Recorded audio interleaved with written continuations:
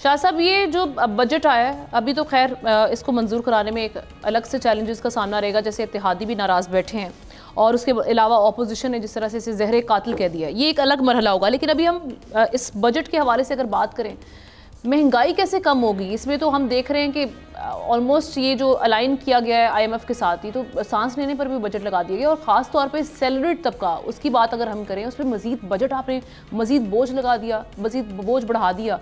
कैसे हम सारी सिचुएशन को हैंडल करेंगे? आमना, आप मुझसे सवाल करेंगे? जी जी शाह साहब। अच्छा, देखिए, इसमें मेरे ख्याल में एक बात तो बिल्कुल वाज़ेह है कि अभी IMF का जो रिएक्शन आएगा वो बड़ा इंपॉर्टेंट है और इसको हम पहले ही मान चुके हैं कि यह IMF ओरिएंटेड बजट है और हम जाहिर बात है कि शायद हो सकता है उसकी इंडोर्समेंट भी आज जिस तरीके से टैक्सेस की बात की जा रही है। वैसे तो ओवरऑल देखें तो आज 3400 जो है पॉइंट्स जो है आपका पाकिस्तान स्टॉक एक्सचेंज एक दिन में ऊपर गया है और कराची स्टॉक एक्सचेंज के अंदर भी मेरे ख्याल 3.75% की इंक्रीज मेरे ख्याल में बड़ा पॉजिटिवली जो हमारा कारोबारी तबका है उसको ले रहा है। लेकिन देखना ये होगा कि IMF का जो स्टांस आएगा इस बजट के हवाले से, क्या वाकई नॉन फाइलर्स के खिलाफ मजीद बेल्ट टाइटनिंग होगी, क्या रियल स्टेट के ऊपर वाकई टैक्सेस मजीद लगेंगे, ये एक बड़ा आम सवाल है। और मेरे ख्याल में देखा जाए तो पाकिस्तान की जो गवर्नमेंट का बजट। जी शाह साहब से हम दोबारा कनेक्ट करने की कोशिश करते हैं। जिस तरह से वज़ीर ख़जाना ये कह रहे हैं कि जी हम टैक्स बेस को चाह रहे हैं कि उसको वही कर दें, टैक्स नेट को, ताकि जो हम देख रहे हैं एग्जिस्टिंग जो टैक्स पेयर हैं उस पर बोझ ना पड़े। जी शाह साहब, आप इस हवाले से बात कर रहे थे। देखिए, एग्जिस्टिंग टैक्स पेयर कौन है? एग्जिस्टिंग टैक्स पेयर वो है जो कि रजिस्टर्ड है। बाकी तो आप रिटेलर्स की तरफ जा रहे हैं, छोटे दुकानदारों की तरफ जा रहे हैं, उनके शनाख्ती कार्ड के ऊपर उनको रजिस्ट्रेशन करें, तो आप उन्हीं लोगों से मजीद उनके ऊपर टैक्स डालने की कोशिश करें।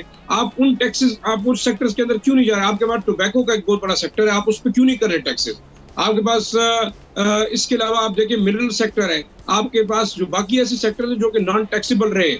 दूसरा इंपॉर्टेंट पॉइंट ये कि आप क्या उन्हीं लोगों को मजीद दबाएंगे, सैलराइड क्लास को दबाएंगे, जो तनख्वाहदार तबका है उसको दबाएंगे?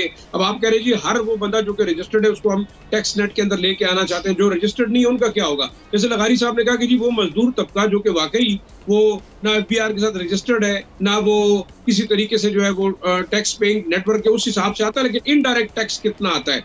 वो जब अपने रेमिटेंस भिजवाता है तो आपके बैंक्स के अंदर कितनी डिडक्शन उससे हो रही, तो ऑटोमेटिकली अगर वो नॉन फाइलर्स हैं, देखिए दो चीजें हैं।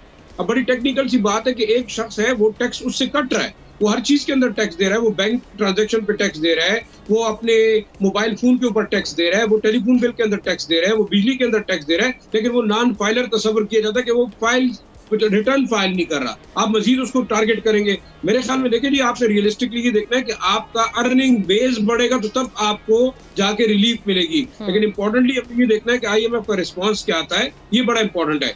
अब अगर आप बेशक कहें कि टेक्निकली आप नए टैक्सेस नहीं लगा रहे, लोग आपसे विजिबली खुश नजर आ रहे हैं, जो रिटेलर्स हैं आप उनकी तरफ अभी नहीं जा रहे, लेकिन ऑब्वियसली आपके पास एक डिमांड आएगी कि आप इन चीजों को ऊपर मजीद टैक्सेस बढ़ाएंगे। दूसरा, आपकी जब इन्फ्लेशन, मेरे ख्याल से आपके जो यूटिलिटी बिल्स हैं, बिजली, गैस और बाकी यूटिलिटी, आप उधर देखिए आपका जो मैं बार बार एक बात हम करते हैं कि IPPs और आपका जो गर्दिशी कर्जा है वो कितना है, तकरीबन 2.8 से आपका बिजली का बढ़ गया है, और आपके गैस का जो गर्दिशी कर्जे वो कहाँ तक पहुंच गया। देखिए आपके पास जो PIPs का मेन रोल ये था कि प्लानिंग कमीशन का, कि वो आपके लिए प्लानिंग करते, लेकिन उन्होंने प्लानिंग क्या की है? आपके पास बिजली के लिए वो क्या लेके आए हैं? कोल बेस्ड इंडस्ट्री, उसका कोल की प्राइस कहाँ चलेगी, फिर अब वो LNG बेस्ड लेके आए, LNG की प्राइस बिजली की कहाँ पड़ेगी। तो मैं ये समझता हूँ कि आपने जब तक इस इशू को एड्रेस नहीं किया गर्दिशी कर्जों के, तो ओवरऑल आपके ऊपर मजीद बर्डन बढ़ेगा। हमको इतने ज्यादा फाइनेंशियल एक्सपर्ट नहीं है, लेकिन विजिबल जो चीजें नजर आ रही है, आपका सबसे बड़ा सेक्टर जो आपको मुल्क की इकोनॉमी को तबाह कर रहा है वो आपके जी गर्दिशी कर्जे वाला इशू और IPPs का इशू है। आपने इसको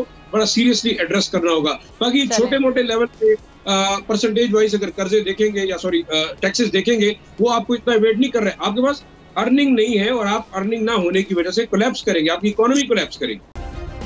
सब्सक्राइब करें और बेल दबाएं ताकि कोई खबर रह न जाए।